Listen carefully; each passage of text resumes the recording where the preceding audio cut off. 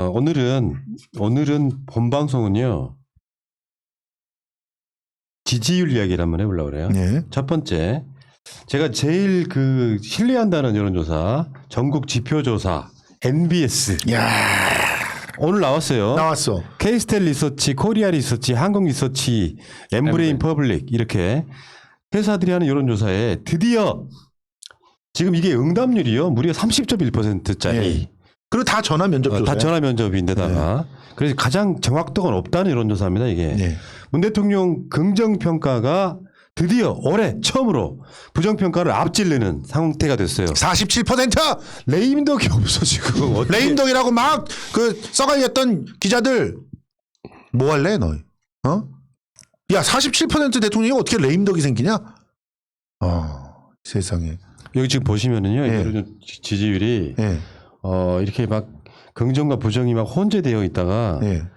어느 특정 순간부터 아마 그 시점이 어느 시점이냐면 윤석열의 난 때부터 했던 걸로 느낌이 드는데 12월에 예. 여기 부정이 상당 부분 앞질렀던 부분이 있는데 저는 부정평가를 발표하는 것도 난 웃기다고 생각하는 사람이에요. 지지율만 이야기하면 되지. 우리가 김영삼, 김대중, 노무현 정부 때 부정평가 이야기 얼마나 했습니까? 그러니까 안 했죠 그때는 아예. 근데 지금 47%로 올라갔다는 것은 대통령 임기 사실상 1년밖에 안 남았거든요. 사실상. 네. 그러니까 대통령 선거가 내년 맞아요. 3월이니까. 네. 이런 상황에서 지지율이 47%라고 하는 것은요. 이것은 전 국가에 어떤 나라에도 없는 현상이에요. 여기서 퀴즈 하나 내면 어때요? 내세요? 요 시기에 그 박근혜의 지지율은 얼마였는지 맞히는 분께 성수대로 10만 기념 돌파 특별 선물 마스크. 이 시기면 이렇게. 내가 맞춰줄게 지금. 네. 3%. 오이씨. 왜냐하면 오이씨. 탄핵하기 직전의 지지율이거든 지금. 박근혜는 4년밖에 안 했으니까. 3%. 줘 빨리 줘. 드릴게요. 자기가 맞춰보면 어떡해. 지금 여기서만 올라왔어 지금. 내가 양치 없는 놈 됐잖아 지금. 3에서 5 박근혜 4%. 예, 대충 3점 몇이었기 때문에 4%까지 맞는 걸로 쳐들 수 있는데 어쨌든 여기서 맞춰가지고 뭐. 그게 아니라 나는 뭐냐면은 꼬맹이랑 아침마다 넌센스 퀴즈예요. 네. 그러니까 앞에 리드 멘트를 이상하게 읽어주고 문제를 희한한 걸 내. 그렇죠. 이런 걸 하다 보니까 내가 그 순간 버릇이 작동을 한 거야. 지금 박근혜는 5년 차가 없었기 때문에 예. 4년 차 말 3% 맞습니다. 예. 자, 여기 정당 지지도 한번 볼까요? 가장 정확하다는 여론조사에 정당 지지도 민주당 35, 국민의힘 20, 정의당 5% 이렇게 보시면 되겠습니다. 아주 훈훈한 여론조사가 계속 쏟아지고 있네요. 그러니까 3점 맨 나올 때도 지네들은 뉴스에서 신문들이 뭐라고 보도했냐면 탄핵 안 당하면은 다시 전국에 뭐를 회복할 거라고 그랬다. 네. 웃기는 새끼. 국정 수행 능력을 평가한다. 대통령이 지금 대통령 좋아하는 거하고 별개로 국정을 얼마나 잘 풀어가고 있느냐, 잘못 풀어가고 있느냐 이걸 갖다 조사하고 있는 거. 어떤 면에서 우린 잘 못한다고 생각해요. 문재인은 좋아하지만 이렇게 얘기해도 부정이 올라갔던 겁니다. 근데 그걸 꺾어서 12월부터 거의 석 달 만에 이렇게 바뀌었다고 하는 건 말씀하신 대로 윤석열이 있었던 검찰의 난 그 이후에 저걸 왜 못 때려잡아 하시던 분들이 옆에 지나가면서 하는 겁니까? 이유가 있었고 차분하게 잘 밟아가고 있고 무엇보다 수사권을 어떻게든 박탈해서 없애버리게끔 하는 그런 과정을 쫓아가고 있다라고 얘기하고 있으니까 이게 박탈인지 뭐 회수인지 분리인지 이런 거 상관없이 검찰을 개혁하고 있다 이런 걸로 볼 수 있는 거죠. 저는 지금 이 47%라고 하는 이 수준을 계속 유지할 거라고 보는 게 앞으로 윤석열 곡소리 날 일들만 남아있거든요. 예. 우선 첫 번째로 한명숙 장관에 대한 그런 한명숙 총리에 대한 검찰의 모략질, 그 모략질이 지금 결정적인 증거가 나왔어요. 뉴스타파에서 터뜨려버렸죠. 네. 녹취록을 그냥 목소리를 들려줘 버렸어. 어미중 검사 목소리를 들려줬어. 그래서 지금 이걸 또 수사하고 있는 사람이 누구냐? 우리 누구예요? 이문정 검사가 이걸 수사하고 있잖아요. 수사권도 줘버렸어. 네. 박범계 장관이. 그러니까 이제는 압수수색 그다음에 구속영장 이런 식으로 계속 갈 겁니다. 가면 갈수록 검찰이 얼마나 우리 민주진보 진영에게 억지로 조작된 혐의를 씌웠는지가 그냥 밝혀질 거라고. 그렇게 밝혀지면서 동시다발적으로 백신을 싹 접종하기 시작하면서 그 만족도가 체험으로 확인될 겁니다. 예. 그렇게 되면 더더욱 안정적인 그런 그러니까요. 맞아요. 방역 상황이 만들어질 거 아닙니까? 그럼 더 올라갈 거야. 지금 이 그런 상태에서 윤석열은 실질적으로 레임력에 빠졌어요. 이제 조금 있으면 끝이야 그냥. 윤석열은 지금 이미 레임덕이고 이성윤하고 싸우고 있잖아요. 그리고 이성윤은 지금 윤석열 장모의 혐의를 아예 제대로 다시 조사하기 시작했어요. 그런데 예를 들면 이런 거지. 아까 그 이유 중에 이 MBS 여론조사에 사이트를 들어가 보면 여론조사 항목별로 어마어마하게 많아요. 예. 긍정평가가 69%가 뭐냐면은 코로나 대응에 대한 평가예요. 예. 69%예요. 근데 이런 여론조사를 갖고 있는데 부정평가가 28%밖에 안 돼.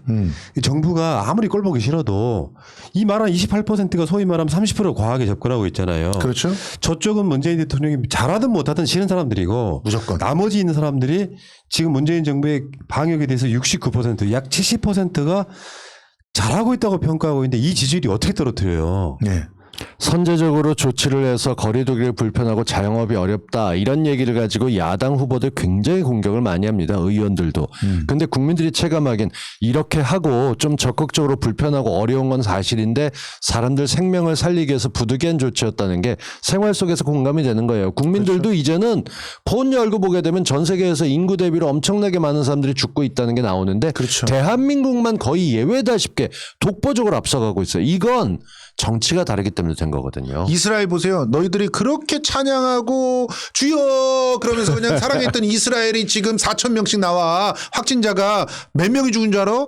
거기는 백신을 갖다가 무려 30%가 맞았는데도 아직까지 4천 명씩 나와. 그게 정치를 잘하는 거니? 예.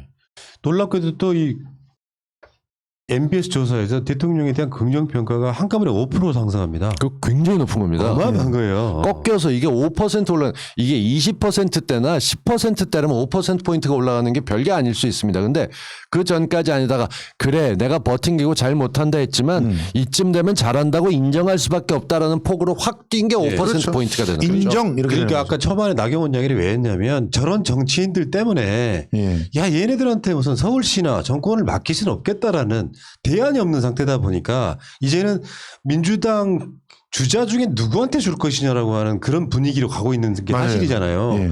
그렇다 보니까 나경원 같은 애들 나와가지고 뭐 충성 경쟁하네 말해. 국민들이 요즘 현명해갖고 다 잘 알고 있다고. 그렇죠. 그럼요. 맞습니다. 최소한 방역이나 백신에 대해서는 여야가 똘똘 뭉쳐야 되는데 의사협회나 국민의힘이나 똑같은 짓거리 하고 있잖아요. 그렇죠. 이러니 얘네들 지지율 떨어지는 건 당연한 거고 어떻게 보면 문 대통령이 마음에 안 들어도 대통령한테 힘 실어주면서 이 코로나 시국을 좀 극복해야겠다라고 하는 국민적 공감대가 만들어지고 있는 거야 지금. 그럼요. 대한민국 국가 방역 잘하고 있다가 70% 정도 나올 정도면은 지금은 흔들 때가 아니라 거기 묻어가야지. 그럼. 그러니까 백신을 맞읍시다라고 자기들끼리 캠페인을 해야 되는데 가짜뉴스 통해가지고 계속 이런 식으로 장난질하고 있단 말이에요. 의사 심기 건드리지 말래잖아. 그래서 심기를. 아니 세상에 이렇게 정세 판단을 못하는 사람이 비대위원장이니까 너무 고맙습니다.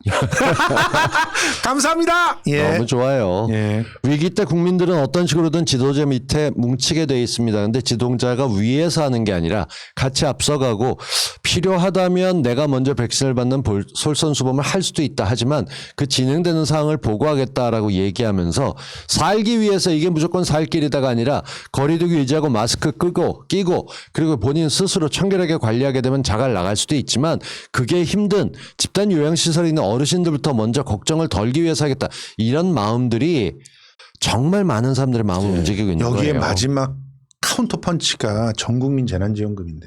아, 나올 거예요. 아, 뭐, 그 시간 충분히 있고. 그러니까 그거 하나만 착 살포되면 끝. 그러니까 민주당의 어마어마한 야당법.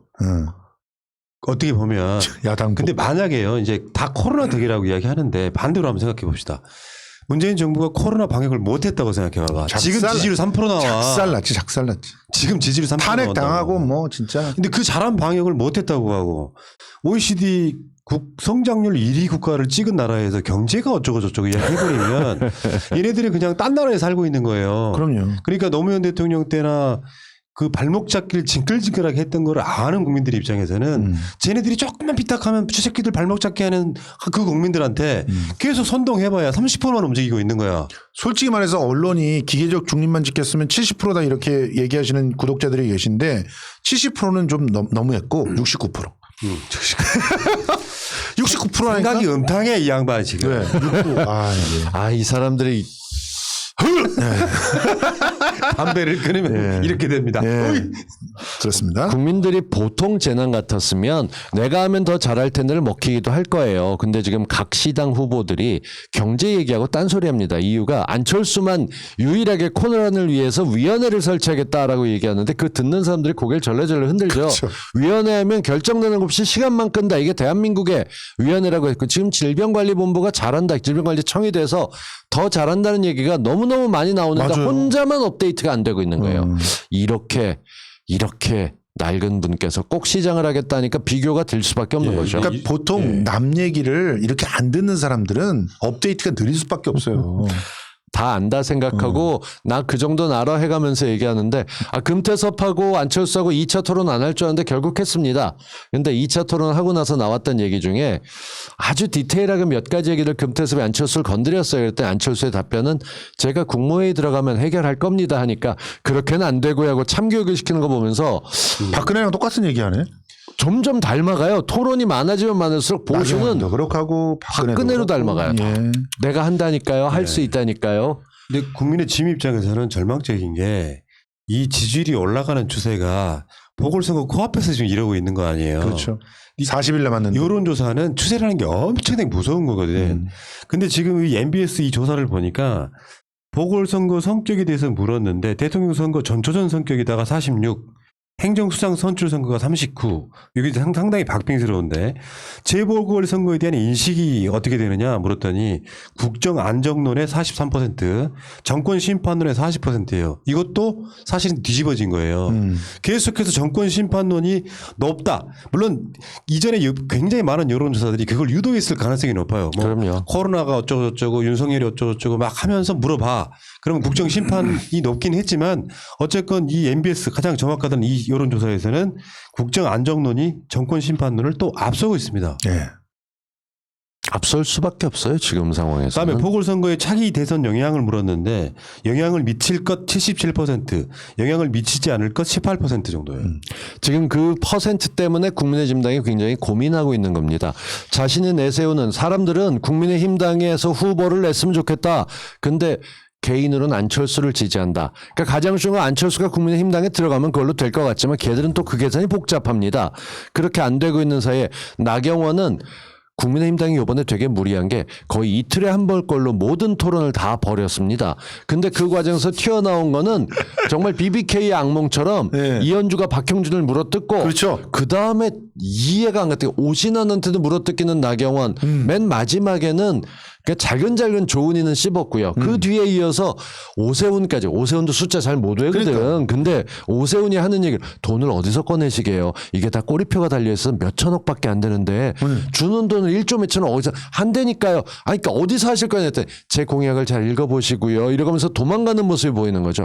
싸움이 이루어지지 않는 건데 하면 할수록 이틀에 한 번씩 열심히 했지만 미천을 드러내 보이면서 기대감이 싹 사라지는 겁니다. 거기에다가 있잖아요. 이제 박형준은 그래도 나름대로 견고한 지지선이 있었는데 잠깐만요. 홍준표 잠깐만요. 형이 나오면서 앞으로 박형준 앞에 이명을 항상 붙여. 이명. 이명박 형준 이명 박형준은 홍준표가 또 나와가지고 그냥 죽여버렸어. 홍준표가 나와서 뭐라 그러냐면 야 사찰은 늘 있는 거고 팀킬하는 거죠. 팀킬. 공직자가 좀 투명하게 살아야지. 이런 얘기를 해버렸는데 이거는 결국 사찰을 지가 했다는 걸 갖다가 고백을 해버린 거야. 정확하게 뭐라 해야 되냐. 40년 공직생활하면서 나는 내가 우리 편 정부가 집권할 때도 사찰 당했다. 그러니까 사찰을 두려워하는 사람은 공직을 하지 말아야 된다. 이게 역으로 이렇게 보면 얘기해버렸어. 국민의힘당이 사찰 논쟁으로 MB 사찰은 허구다 딴소리 하는데 그 팀을 다 죽이는 건 문제. 박형준을 확실하게 때려줬죠. 그러니까 저 국민의 짐의 싱크탱크 여의도 연구원 같은 데가 뭐 하는지 모르겠는데 지금 아무것도 안 해요. 그러니까 내가 뭐 하는지는 모르겠는 게 뭐냐면은 우리 같은 보통 사람도 판이 보이거든. 왜냐하면 국민의 짐이 망하는 단계가 있잖아요. 박근혜 탄핵당하고 거기는 그렇다 쳐. 그다음에 홍준표가 그걸 물려받아갖고 완전 망가뜨렸죠. 예. 그리고 나서 황교안이 최근에 책을 썼어요. 제가 죄인이라고. 그러니까 죄인 맞아. 그러니까 그런 식으로 당대표급 인사들이 어쩔 때는 자신들이 악으로 분리되었을 때 탄핵 당하는 정도 수준이었으면 한 번만 당한 게 아니라 대선 통해서 한 번 더 당했죠.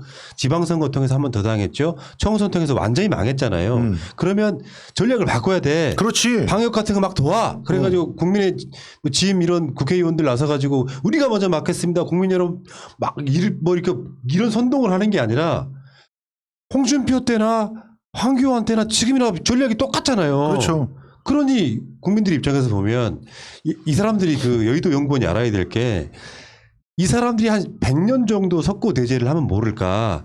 어쨌건 이 사람들은 대표되는 이미지가 악이에요. 악. 그럼. 악인 애들이 자꾸 선의 애들 건들잖아요. 그러면 국민들이 자각을 항상 합니다. 이 악인 놈들이 자꾸 이런 식으로 이걸 알지 못하면은 절대 선거 못 이긴다고. 그래서 제가 요즘 준표 형을 굉장히 좋아해요. 이 팀킬의 명수기도 하고 작 끌고 나가면서 보이는 게 보면 국민들도 이 악도 뭔가 근거가 있을 때 따라갑니다.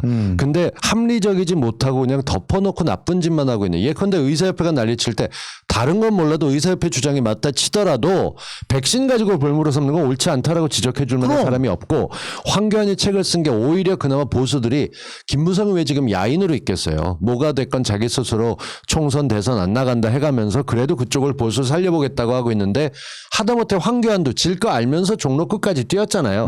그날 하루 더 넘기고 했었으면 봄났을 텐데 지금 어차피 이게 무너지면 나한테 올 수밖에 없어라고 자기는 또 입을 떠들고 있는 거고 서로 자기들 먹을 생각만 하니까 국민의 삶, 보수 뭐 이런 거 재건이 없으니까 점입가경인 거죠. 여기 점점 볼만해요. 이런 게 있다고 봐요. 약을 먹으면 내성이라는 게 생기잖아. 예를 들면 윤석열로 정부를 흔드는 것도 국민들의 입장에서 처음에는 막 저게 말이 돼? 하면서 막 어떤 지지율 중에는 윤석열 같은 놈한테 속수문책 당한다고 느껴서 빼는 지지율도 있거든요. 맞아요. 꽤 문재인 많았죠. 정부 지지하는 사람들이지만. 근데 그 내성이 생기다 보니까 윤석열로 문재인 정부 흔드는 건 지금 불가능해. 근데 민주당이 그 와중에 막 그렇게 욕을 먹으면서도 공수처 설치하고 검경 수사권 조정하고 막 계속 움직였잖아요. 중대범죄수사청 만들고. 뭘 해도 지지율 안 빠지잖아 지금은. 그러니까 지금 이제 뭐 중대범죄수사청 이런 거 뭐 하면서 완전히 검찰한테 수사권을 아예 뺏어버리겠다고 하는 걸 하면 지금 요즘 언론이 하고 있는 짓거리가 뭐냐면 윤석열 왜 가만히 있냐예요. 진짜 이제는 오늘 나서라, 기사를 보니까 이런 진짜 거죠. 윤석열이 직을 걸고 지금 이걸 막아야 되는 거 아니냐. 검찰에서는 다 이걸 바라고 있다. 실제로 그런 소리가 나오고 있거든. 그런데 민주당이 그거를 계속해서 그러면서 민주당의 철험의 등이 열린민주당 합쳐가지고 막 그 뭐 민주당을 분탕질하고 있다 이런 식으로 몰고 가잖아.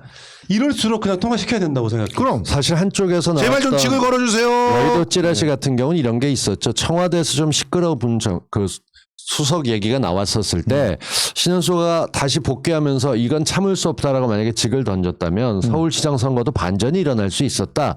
그래서 국민의힘당이나 이쪽도 뭔가 불쏘시개가 필요한데 윤석열은 그렇게 나가실 양반이 아니죠. 그랬었으면 뭔가 나가고 차라리 그때 직을 던지고 나갔으면 이후에 몇 달 있다가 대선 후보로 등극할 것이다. 이거를 불을 지피는 사람들이 많았었어요. 근데 윤석열은 지금 그렇게 나갈 수 없는 처지입니다. 아시다시피 윤석열은 대선에 꿈이 있는 게 아니라 감옥에 안 가는 게 목표입니다. 그럼요. 그 장모님하고 집안 자기 사람들을- 마누라하고 지키는 게 목표죠. 그러니까 그 예전부터 내려오는 게 있죠. 뭔가 테러를 위해서 목표를 위해서 뭐 정치를 위해서 하는데 알고 보면 도둑이야. 다이하드 시리즈에서 나왔던 게 그렇죠. 도둑은 도둑일 뿐이고 정치적인 명분을 내대도 도둑이에요. 근데 이 양반은 그야말로 지킴이죠. 자기 가족 지킴이를 하기 위해서 정책을 말아먹고 있는데 이렇게는 안 되는 거죠. 지금 그러니까 그 검찰들이 원하고 있고 국민의 짐이 원하고 있는 것은 우리 윤석열 장군이 계백 장군이길 원하는 거야.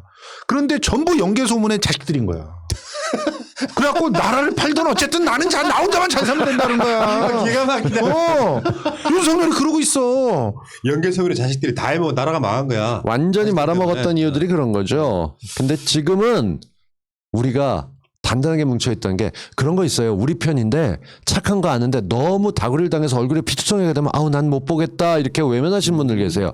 쓰러지고 만신창이가 된 것 같지만 괜찮아 아직 견딜만해. 그래도 우리가 지키고자 하는 사람들 뒤에 사람을 보호하고 있는 문재인 정부와 민주당이 보이기 시작하니까 그리고 거기에 힘을 합치고 있는 사람들이 있으니까 거기에 끝끝내 얘기를 안 할 것 같지만 지금 저는 반대를 했지만 서울시장 같은 경우는 단일화를 위해서 밝게 됐다 공식적으로도 얘기가 나왔고 그리고 거기에 조정훈 의원까지 껴갖고 0.3% 뭐 통계에 따르면 그렇게 얘기하는데 그런 것까지 같이 얘기하겠다 하는 걸 보게 되면 쟤들은 그래도 뭔가 제대로 하지 반전 요소가 이제 조금씩 예. 보이기 이제 반짝이는 거예요. 자, 그러니까 지금 보궐선거를 코앞에 두고 뭐 분위기를 보니까 부산 쪽도 지지율이 좁혀지고 있어요. 좀 많이 지금 올라. 백신 접종 제대로 시작되고 그러면 그리고 가덕도 신공항에 대한 특별법 지금 통과되잖아요. 26일 날 통과됐죠. 이거 가지고 계속 흔들어 가지고 뭐 심지어는 28조 든다는 얘기까지 국토부에서 했는데 그거 오늘 다 MBC 뉴스데스크나 이런 데서 다 까발렸거든. 국토부에서 그러고 있는 놈들 몇 놈이 있어. 그 놈들이 누군지 알아? 김해공항으로 틀어놓던 놈들.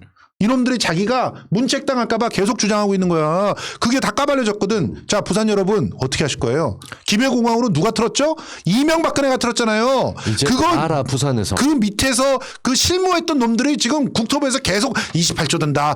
그거 하면은 문제가 생긴다. 이주를 하고 있는 거예요. 예. 어떻게 하실 거예요? 15년 전에 했던 공약이고 이제 제대로 옮기기 위해서 노력하고 있는데 15년 동안 방해한 거 누군지도 확실해집니다. 부산 시민들이 지지율이 높아진 거는 박형준에 대한 지지율이 꺾인 게 아니라 국민의힘 해도 너무한다로 가는 거죠. 예. 그렇죠. 보니까 민주당도 어떤 의미에서 보면은 내성이 생겼어. 처음에는 이 공수처권 같은 거 지르면 어떻게 되나? 근데 해보니까 별거 아니거든요. 180. 이제는 이제 내가 봤을 때 이제 민주당이 어떤 느낌이냐면은 별일 없거든. 그러니까 계속 통과시키는 약간 그 개혁 입법안 통과시키는 제조기처럼 되고 있어요. 그것이 되면서 처음에는 조중동에 선동돼 가지고 뭔가 긴가민가 했던 국민들도 아 이게 개혁이구나라고 느끼게 되는 이걸 흐름하의 역사의 대세라고 표현하거든요. 이런 측면 때문에 저는 문 대통령이 정말 역사적으로 레임덕 전혀 없이 왜냐하면 지금은 보통 다른 대통령 같으면요 레임덕 시작해가지고 그럼. 일단 여당에서부터 치고 나오고 막 지지고 볶고 막 난리 나거든요. 그게 없잖아. 측근비리였고 레임덕 없고 그런 최초의 대통령. 이 얘기는 꼭 해야겠어요. 보통은 차기 권력이 나올 때 대통령 흔드는 걸로 시작합니다. 서울시장의 민주당 후보들이 나올 때나 지금 저쪽은 모두 다 문재인 대통령을 씹어요. 근데 우리 쪽에 후보 2명 나온 분들이 죄다 얘기해가면서 대통령의 업적들을 자꾸 읊어주고 잘하고 있었던 것들이 나오니까 민주당이 잘해온 게 돋보이기 시작한 거예요. 그렇죠. 우리는 우리 진영 전체가 반짝반짝 빛나게 끌고 가고 있어요. 오케이. 자, 어쨌든 문 대통령 지지율 긍정이 더 많아졌다. 아 이게 이 백신 한 일주일만 지나면 50% 넘겠는데요. 진짜 3%밖에 안 나왔어. 고지가 적인데. 자 여기까지 이야기하시고 1부 마칠게요.